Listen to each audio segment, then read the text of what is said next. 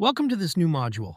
In this module, we'll cover everything related to controls, which will allow us to manipulate our reports. But first, the initial step is to create a small report so we can work with it and see the effects that controls have on it. Let's create a new report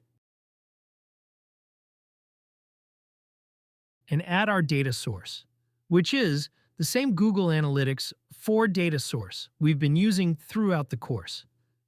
We'll use the demo account and add it.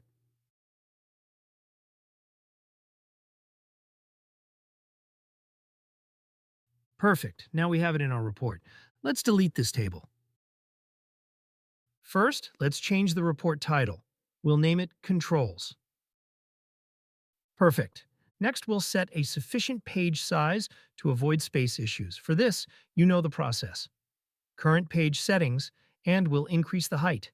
1500 pixels should be more than enough. Now, let's add a series of charts. Since we're already familiar with scorecards, we want some totals. I'll configure views as the first metric. I'll add a comparison period to it. You'll see what we'll use it for later. The comparison period will be the previous period. Perfect. We'll copy the charts Ctrl-C, Ctrl-5 and assign sessions to this new scorecard. We also want to see the number of users, so we'll bring in the total users metric.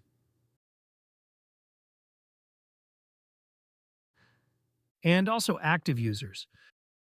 Remember that we're copying the charts and changing the metric. Lastly, let's add the total number of events.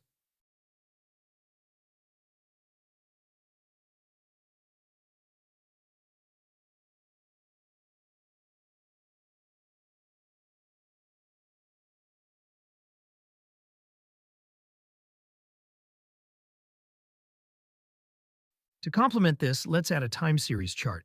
So we'll go here to the time series charts. We'll select one and configure views as the main metric.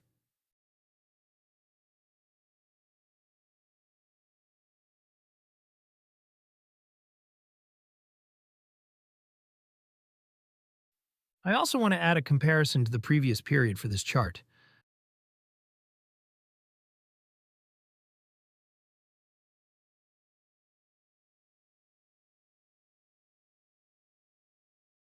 Perfect.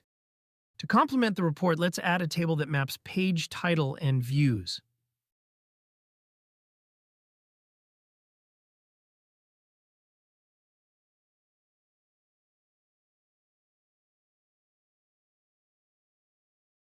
We'll configure it so the summary row shows the total. And we can see that the views broken down by page title match the total shown on the scorecard. Let's add a map chart.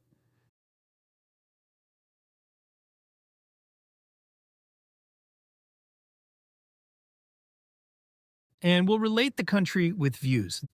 This looks great.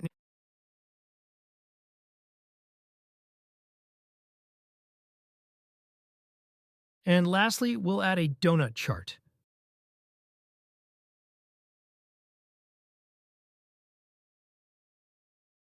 We'll configure it with the browser dimension along with the views metric.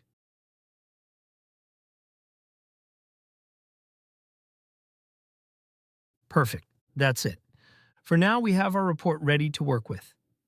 So, I'll see you in the upcoming classes, where we'll go over each of the different control types in Looker Studio and study their effects on our report.